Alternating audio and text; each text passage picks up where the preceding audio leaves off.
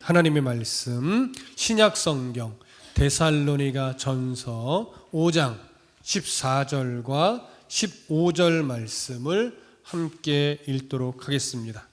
데살로니가 전서 5장 14절 15절.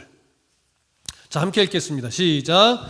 또 형제들아 너희를 권면하노니 게으른 자들을 권계하며 마음이 약한 자들을 격려하고 힘이 없는 자들을 붙들어주며 모든 사람에게 오래 참으라.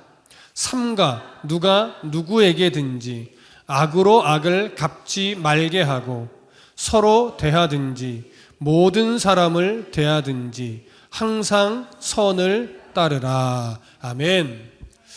바울은 예수 그리스도의 재림을 건강하게 기다리는 성도들이 이제 실제 생활 가운데서 어떻게 살아야 할지 권면하기 시작했습니다. 그 시작의 첫 번째 교훈은 무엇이었냐면 교회 지도자들을 대하는 성도들의 자세에 대한 교훈이었죠. 그런데 바울이 이 교훈에서 사실 강조하는 것은 뭐냐면 교회가 건강하게 세워지기 위해서는 가장 먼저 교회의 지도자들이, 그러니까 목회자 그룹 또 사역자의 위치에 있는 자들이 자신의 역할을 먼저 알고 먼저 수고할 수 있어야 한다는 것이었습니다. 이것이 전제가 되어서 그들의 수고를 인정하고 존중하는 성도들과 함께 화목의 관계를 잘 이루어 갈 때 비로소 교회가 건강하게 세워져 갈 수 있는 첫걸음이라는 것을 교훈한 거죠. 이제 바울은요, 성도들 간에 서로 어떻게 해야 하는지 이제 이 부분을 교훈합니다. 그것이 14절 15절인데요. 우리 다시 한번 14절 15절을 읽겠습니다. 시작. 또 형제들아 너희를 권면하노니 게으른 자들을 권계하며 마음이 약한 자들을 격려하고 힘이 없는 자들을 붙들어주며 모든 사람에게 오래 참으라. 삼가 누가 누구에게든지 악으로 악을 갚지 말게 하고 서로 대하든지 모든 사람을 대하든지 항상 선을 따르라. 자, 바울은 지금 이 두 구절에서 6가지의 권면을 합니다. 그 첫 번째가 뭐냐면 게으른 자들을 권계하라는 거예요. 여기서 말하는 게으른 자, 성도들 안에 게으른 자가 있다는 거예요. 그럼 이 게으른 자는 어떤 의미의 게으른 자냐? 헬라어로는 아탁투스라는 단어를 쓰는데요, 무질서하게 행동하다는 의미예요. 이 무질서하게 행동한다라고 하는 이 아탁투스라는 단어는 본래 어떠한 상황에서 쓰여지던 단어냐면 군대 용어인데, 군대에서 이제 행군을 하잖아요. 행군을 쫙 하다 보면 이탈자가 생겨요. 그래서 이 이탈된 병사들, 낙오된 병사들을 일컬어 게으른 자다. 그러니까 우리나라 말로 게으른 자라고 표현해서 그렇지 무질서하게 행동하는 자다 이렇게 말을 하는 건데, 여기서의 초점을 잘 이해하셔야 돼요. 보통 우리나라에서 이제 막 심경 훈련소 가서 행군할 때 낙오된 애들은 좀 몸이 약하거나 좀 다리가 아프거나 이래서 낙오되는 거예요. 여기서 말하는 이탈, 낙오는 그런 의미가 아니라 체력의 문제가 아니고요, 규율에 대한 반항, 그리고 게으름, 하기 싫어서 이래서 낙오되는, 또 대열을 이탈하는 이런 병사를 말하는 거예요. 따라서 이것이 교회 안에서 이 교훈이 주어질 때는 뭐냐면 교회의 질서를 싫어하고 무질서하게 제멋대로 행하는 사람을 의미하는 거예요. 그러면 이것이 교회에 이렇게 적용된다면 데살로니가 교회의 상황으로 들어가 보면 어떤 사람을 의미하겠습니까? 1차적으로 우리가 앞에서 이미 살펴봤듯이 재림에 대한 왜곡된 이해, 임박한 재림에 대한 오해 때문에 지금 일할 필요 없다, 오히려 기도하는 일에만 힘써야지 이래가지고 일하지 않고 교회 성도들의 도움을 받는 걸 너무나 당연하게 여기면서 교회에 무리를 일으키는 그런 사람들, 그리고 왜곡된 종말론을 자꾸 퍼뜨리면서 교회가 하나 되는 일을 방해하는 사람들, 이런 사람들을 의미하는 거예요. 그래서 이런 사람들을 어떻게 해요? 권계하래요. 사랑으로 권면해서 그것을 삶을 다시금 바로 잡고 균형 있는 삶을 살아갈 수 있도록 성도들이 서로 도와주라는 거예요. 그러니까 여기에는 이렇게 그러니까 교회 안에서의 이 규율을 싫어하고 왜곡된 시선으로 교회를 어지럽히는 자들을 향해서 사랑의 마음을 갖고 권면할 수 있어야지, 귀가 얇아서 그들의 말에 현혹돼서 같이 막 이탈하고 같이 교회를 어지럽히는 무리에 서서는 안 된다는 것이 포함된 거예요. 그렇기 때문에 성도들도 그러기 위해서 항상 어디에 깨어 있어야 돼요? 말씀이 주는 기준에 깨어 있어야 돼요. 그래야 분별력을 가지고 신앙의 삶을 살아가야 왜곡된 이해를 가지고 교회에 뭔가 분열을 일으키거나 이 교회 규율을 자꾸 깨트리는 사람이 생길 때 그거 아니야 라고 단호하게 가르쳐 줄 수 있는 거예요. 여러분, 예전에 신천지가 교회에 물을 일으킬 때 그때 하는 방법이 뭐였습니까? 신천지가 아닌 척 그냥 성도인 척 교회에 살짝 들어와서 교회 안에서 우선은 성실하게 봉사하고 막 예배 안 빠지고 기도 뜨겁게 하고 관계를 깊게 가지면서 이제 이게 어느 정도 됐다 싶으면 이제 어떤 이간질을 해요? 목사님의 흠을 잡고 설교의 꼬투리를 잡고 그래서 목회자와 성도들 간에 자꾸 분열을 일으킨단 말이에요. 말씀이 이상하다고 자꾸 이상하게 비틀어버리고, 근데 분별력이 없으면 정말 우리 목사님이 그런가 하면서 거기에 틈을 만들어내고 그 틈이 교회를 분열하는 이유가 됐었단 말이에요. 그러니까 우리가 이런데 바르게 깨어서 교회에 어떠한 잘못된 기준을 갖고 교회를 분열시키려고 하는 소리가 있을 때는 그것이 단호하게 아니라는 것을 바르게 가르쳐주고 우선은 사랑으로 대해야 되겠죠. 사랑으로 권면해야 되겠죠. 그러면서 그런 왜곡된 이해를 바로 잡아주는 역할을 당연히 목회자 그룹도 해야 되지만 그것이 기본적으로 누구 사이에서 일어나야 된다? 성도들 사이에서 먼저 일어나야 된다는 거예요. 그러니까 그런 분별력을 성도들이 가지고 있어야 교회가 건강하게 세워질 수 있다라고 하는 거예요. 그러니까 데살로니가 교회의 상황에서도 지금 이런 교회는 그래서 더더욱 필요했던 시기였습니다. 자, 두 번째로 주는 성도들 간에 서로 대해야 되는 이 내용은 뭐냐면 마음이 약한 자들을 격려하는 거예요. 마음이 약한 자.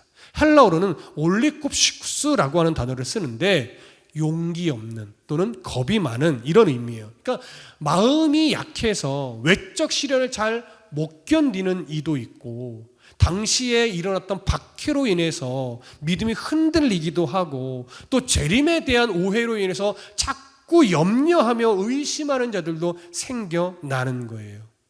이런 자들을 확신 가운데 자꾸 권면하고 위로하고 힘을 내게 도와주라는 거죠. 그러니까 지금도 사실은 우리가 신앙의 삶을 함께 살아가지만 어떤 이들은 너무 염려에 막 매여서 묶여서 어떻게 하나 이런 분들도 있어요. 그럼 그런 분들에게 우리가 어떻게 권면을 해야 되겠습니까? 그 상황에 따라 다르겠지만 기본적인 전제는 뭐예요? 그들의 힘겨움을 이해하고 그들의 힘겨움을 위로하면서 하나님의 마음으로 권면하여 이겨낼 수 있도록 서로 도와주는 거죠. 욥기에 나왔던 것처럼 그냥 정답을 주려고 그런 생각하지 마 하면서 자꾸 정죄하듯이 판단하듯이 이렇게 하는 것은 사실은 우리가 올바른 교훈으로 가기 어렵다라고 하는 것을 욥기를 통해서 배우잖아요. 그러니까 그의 힘겨움을 헤아려 주면서 위로하면서 이겨낼 수 있도록 옆에서 함께 있어주는 것, 이런 것들이 마음이 약한 자들을 격려하는 거죠. 왜곡된 이해를 갖고 있는 자들에게는 그 왜곡된 이해를 좀 바르게 가르쳐주고 또 두려움에 빠진 성도들에게는 그리스도의 사랑으로 담대할 수 있도록 또 함께 마음을 모아주고, 이런 것들이 마음이 약한 자들을 격려하는 겁니다. 그런 격려가 성도들과 성도들의 관계 속에서 일어날 때 교회가 건강하게 세워질 수 있다라고 하는 것이죠. 그리고 세 번째는 힘이 없는 자들을 붙들어 주라는 거예요. 여기 힘이 없는 자들, 아스데네스라는 단어를 쓰는데 믿음이 약하여지고 영적으로도 연약하여져서 자꾸 낙심에 빠지고 유혹에 자꾸 쉽게 넘어가는 자들, 이런 자들을 의미해요.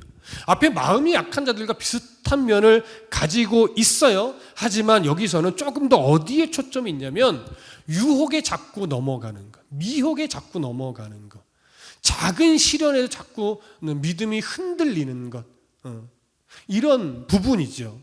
예, 그럴 때 옆에서 함께 위로하고 힘을 내라고 도와주고, 나도 예전에는 뭐 이렇게 어려웠지만 하나님을 제대로 내가 만나고 나서 보니까 그 두려움 없이 이겨갈 수 있었어. 할 수 있어. 라고 같이 옆에서 또 이렇게 으쌰으쌰 해주는 이런 모습들. 비슷하지만 조금 결이 다를 뿐이에요. 같은 맥락입니다. 자, 네 번째. 모든 사람에게 오래 참으라. 자, 이제부터 좀 어려운 권면으로 들어갑니다. 모든 사람에게 오래 참으라. 여기 모든 사람에게 해당되는 대상이 누굴까요? 성도들과 성도들 사이일까요? 물론 그런 면이 없는 것은 아닙니다. 하지만 여기서 언급하고 있는 모든 성도는요, 데살로니가 지역에서 살아가고 있는 불신자들, 예수 그리스도를 믿지 않는 자들, 그게 주된 대상이고, 여기 하나를 덧붙이자면 데살로니가 교회 성도들 안에 불협화음을 만들어내고 있는 자들을 의미하기도 해요. 그러니까 앞에서 언급했던 게으른 자들, 마음이 약한 자들, 힘이 없는 자들, 이런 자들도 다 포함이 되는 거죠. 그런 자들을 향하여 어떻게 하라고요? 오래 참으래요. 자, 왜 오래 참으라고 할까요? 우선은 믿지 않는 데살로니가 지역의 사람들이 교회를 향해서 지금 어떻게 하고 있는 상황이에요? 대적하고 핍박하고 공격하고 있는 상황이에요. 근데 말이 핍박, 공격 이렇게 말하니까 조금 가슴이 와닿지 않지만, 이때의 핍박과 공격은요, 사실은 살아갈 수 없게 만드는 거예요. 살아갈 수 없게. 때로는 목숨이 위태로운 상황도 생기는 거예요. 여러분, 당시에 살아가기 위해서는 물건을 사고 팔고 해야 돼요. 그러기 위해서는 조합에 가입을 해야 됩니다. 여러분 세계사 시간에 배우셨나요? 그 조합의 이름이 뭘까요? 길드라는 조합이죠. 길드의 조합원이 되지 않으면요, 물건을 살 수도 없고 팔 수도 없으니까 생계가 막히는 거예요. 근데 그 길드에 조합하려면 무조건 해야 되는 게 있어요. 함께 우상에게 제물을 바치고 절을 하는 우상 숭배 행위를 해야 돼요. 그걸 안 하면 길드의 조합원이 될 수 없습니다. 근데 예수를 믿게 되니까 그게 돼요, 안 돼요? 그걸 못하는 거예요. 길드 조합원들이 이들을 상대로 핍박하죠. 상업활동을 못하게 하죠. 이게 생계가 딱 걸리는 거예요. 여기서 이제 타협하는 사람이 생기기도 하고, 여기서 자기는 단호하게 죽으면 죽으리다 이렇게 끊는 사람도 있고, 그러니 마음이 연약한 자들은, 힘이 없는 자들은, 미혹에 자꾸 넘어지는 이들은 어쩔 수 없잖아 이런 명분으로 그 우상에게 함께 절을 하며 살기 위해 길드에 가입을 하는 거지. 그러다 보면 또 억울한 일도 당하잖아요. 그럴 때 마음에 어떤 마음이 생길까요? 복수하고 싶은 마음도 생겨요. 오늘 이 바울은요, 데살로니가 성도들에게 너희들이 그렇게 억울한 상황에 수없이 놓여 있는 걸 안다. 하지만 그들을 향해서 오래 참아야 된다. 복수할 마음을 품지 말고 하나님께서 그들의 영혼을 만져서 교회를 향해 그 대적의 마음을 놓게 될 때까지 오래 참음으로 견디어 내라는 교훈을 하는 거예요. 여러분, 이게 정말 어렵죠. 우리를 향해서 공격하고 대적하고 좀 억울한 일까지 당하게 만드는 이들을 향해서 오래 참으라니, 그게 결코 쉽지 않은 거죠. 하지만 교회가 건강하게 서려면 그들을 향해서 자꾸 싸우는 자리에서는 교회가 세워질 수 없다는 거예요. 그들을 향해서 오래 참고 견디고 끝까지 그리스도의 사랑을 그들 앞에서 보여줄 때 비로소 교회는 정말 건강한 교회가 될 수 있음을 바울이 교훈하는 겁니다. 다섯 번째로는 삼가 누구에게든지 악으로 악을 갚지 말게 하라고 해요. 앞의 맥락에서 또 발전하는 거예요. 같은 맥락이에요. 그런데 여기 삼가로 번역된 헬라어가요, 세심한 주의를 기울이라고 하는 의미의 단어예요. 근데 이것이 문법적으로는 현재 명령형을 쓰고 있어요. 현재 명령형이라는 건 어떤 의미냐면 세심하게 주의를 기울이는 일을 계속해 가야 돼. 계속해 내라는 명령이에요. 계속하여. 한때 그러지 말고 계속 삶과 주의를 기울여야 되는데 어떤 내용을 가지고 주의를 기울이느냐? 누가 누구에게든지 악으로 악을 갚지 않게 되도록 계속 주의를 기울이래요. 왜냐? 앞에서도 언급했죠. 바울은 교회를, 성도를 괴롭히고 핍박하는 자들이 많다는 걸 알아요. 그들을 향해서 복수의 마음을 품지 말라고 더 한 번 더 강력하게 지금 표현을 하는 겁니다. 그래서 지금 동족들로부터 너희들이 정말 극심한 대적을 받고 있는 걸 안다. 그래서 인간적으로 복수심도 끌어오르겠지만 그런 마음을 품지 않도록 서로가 서로를 격려하고 위로하고 다독이면서 이 세상 속에서 정말로 하나님의 마음을 갖고 그들을 대하면 양들을 물고 찢던 이리떼가 오히려 양으로 변하는 이런 모습을 너희들이 보게 될 거라는 것. 이것이 지금 바울이 교훈하는 내용의 핵심입니다. 악을 사랑으로 되갚는 자가 될 때 사실은 더 큰 위로가 그리스도인에게 주어진다는 거죠. 악을 악으로 갚으면 시원할 것 같지만 결코 거기에 하나님이 주는 위로는 없어요. 근데 악을 사랑으로 이겨낼 때 거기에 진짜 하나님의 위로가 있음을 깨닫게 되는 거죠. 그래서 예수님도 요한복음 13장 34절에서 새 계명을 너희에게 주노니 서로 사랑하라. 내가 너희를 사랑한 것 같이 너희도 서로 사랑하라 라고 교훈한 거예요. 이 서로라고 하는 것이 성도와 성도의 관계만 있는 것이 아니라 교회를 핍박하는 대적들을 향해서도 이 사랑을 펼칠 수 있어야 된다는 겁니다. 그리고 여섯 번째, 서로 대하든지 모든 사람을 대하든지 항상 선을 따르다.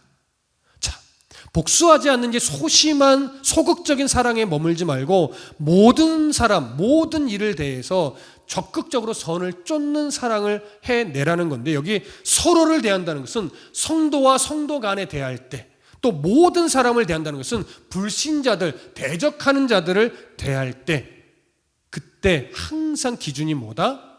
선을 따르는 것. 그럼 이 선을 따른다는 것은 결국 어떤 의미겠어요? 하나님이 기뻐하는 것. 그것이 무엇인지 분별하여 하나님이 기뻐할 수 있는 일을 행하라는 거예요. 성도와 성도 간에 대할 때도, 교회를 대적하는 이들을 대할 때도 하나님이 기뻐하는 것이 무엇일까를 생각하여 그 하나님이 기뻐하는 대로 그 사람들을 대하기 위해 서로 노력하라는 거예요. 서로 힘을 주면서 이런 삶을 살아내라는 거죠. 그런데 이 선을 따르라라고 할 때 이 따른다는 것은요, 사냥개가 사냥감을 추적하듯이 쫓아간다는 의미예요. 그러니까 우리가 선을 따를 때는 수동적으로는 안 된다는 거예요.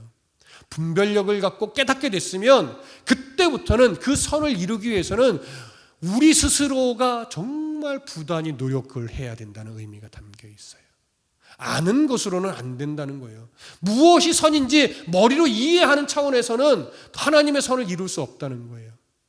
하나님의 선이, 하나님의 뜻이 어디에 있는지 깨닫게 됐다면 그 이후로는 그 선을 이루기 위해 정말 부단히 더 치열하게 노력을 할 때 그것이 가능하다는 것. 이것이 지금 바울이 우리에게 교훈하는 겁니다. 그런데 문제는 이렇게 항상 선을 따르며 살아가는 것이 결코 쉽지 않다는 거예요. 정말 쉽지 않아요. 그래서 이 선을 따를 때는 항상 많은 인내와 사랑이 요구되는데, 바울이요 갈라디아에서 이 선을 따를 때 필요한 아주 중요한 사항을 하나 언급했어요.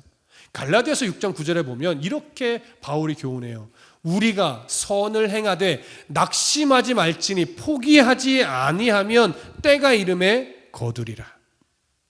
여러분, 이건 어떤 의미냐면 조금 전에 언급했듯이 우리가 하나님의 선, 하나님 기뻐하는 것이 무엇인지 알게 되면 그 아는 것을 행동으로 옮기기 위해 정말 힘을 다해 노력해야만 이룰 수 있다고 말씀드렸잖아요. 근데 그것이 어렵기 때문에 하다 보면 자꾸 우리가 실망하고 낙심해서 그걸 포기하고 안 하게 될 때가 많아요. 그래서 바울이 그럼에도 너희들이 선을 행할 때 지치지 말고 포기하지 말고 낙심하지 말고 끝까지 견디며 그 일을 해내라. 그러면 때가 이름에 어떻게 한다? 거둔다는 거예요. 그럼 거둔다는 게 내 노력의 결실을 거두는 걸까요? 그게 아니란 말이에요. 하나님이 우리가 힘써 노력하는 애씀을 보시고 그 애씀의 노력을 사용하여 하나님이 원하시는 그 결과를 얻도록 하나님이 끝내 만들어내신다는 거예요. 사실 내가 뭐 한 거 없어 보여요. 나는 그저 묵묵히 내 길을 갔을 뿐인데 하나님은 그런 나의 묵묵히 걸어갔던 그 애씀을 기쁘게 바라보시고 하나님이 원하시는 결과를 하나님의 때에 우리로 하여금 보게 만드신다는 거죠. 그러니 얼마나 오랜 인내가 필요하겠습니까? 얼마나 수많은 시간을 눈물로 참아내야 하겠습니까? 그때가 언제인지, 오전에 말씀드렸듯이 그때가 언제인지 알면 조금 더 견디기 쉬울 텐데 그때가 언제인지 우리는 모르거든요.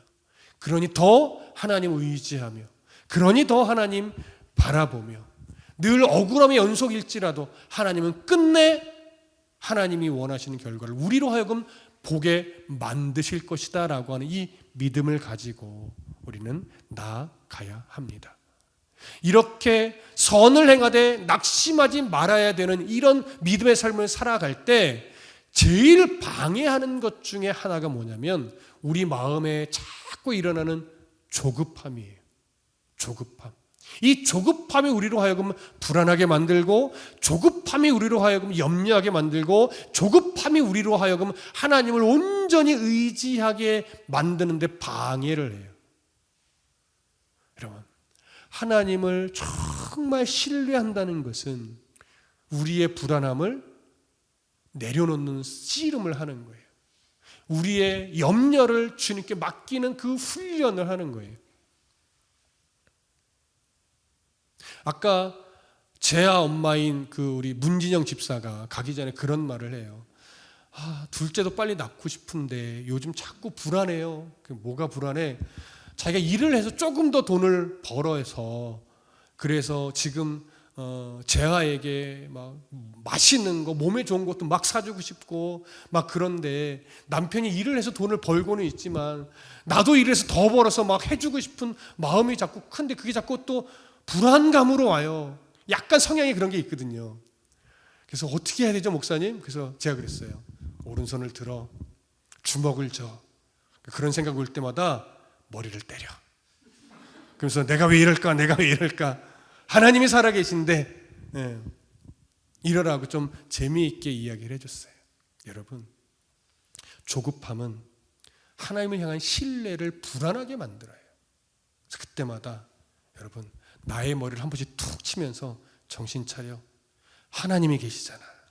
이렇게 스스로를 일깨워주는 게 굉장히 중요합니다. 무엇이 하나님이 기뻐하는 모습일까? 여기서 내가 불안해하는 게 하나님을 기뻐하는 걸까? 이 불안함에도 불구하고 하나님 바라보며 의연하게 이 삶을 한 걸음씩 또 하나님이 일을 이루실 때까지 내가 불안함을 이겨내고 한 걸음씩 나아가는 것이 하나님을 기쁘시게 하는 걸까? 하면 우리는 답을 알아요. 그렇죠? 답을 알고 있으니 그 알고 있는 답대로 내가 믿음의 삶을 살기 위해 오늘도 그저 내게 주어진 인생을 하나님 바라보면서 한 걸음씩 나아가십시오. 하나님이 우리 안에 불안함도 살며시 없애주실 것이고 우리 안에 있는 염려도 살며시 없어주실 것이고 그러면서 점차 복음의 그 선한 역사가 일어나는 걸 하나씩 하나씩 경험하게 해주시면서 역시 주님 손에 붙들려 잘 살아왔구나 이 고백을 하게 될 것입니다. 이미 그 고백을 하셨던 분들 더 우리 후배들에게 또 우리 청년들에게 내가 이렇게 잘 견뎌왔어라고 또 가르쳐 주실 수 있도록 믿음의 본이 되는 삶도 살아주시기를 부탁드립니다. 기도하겠습니다.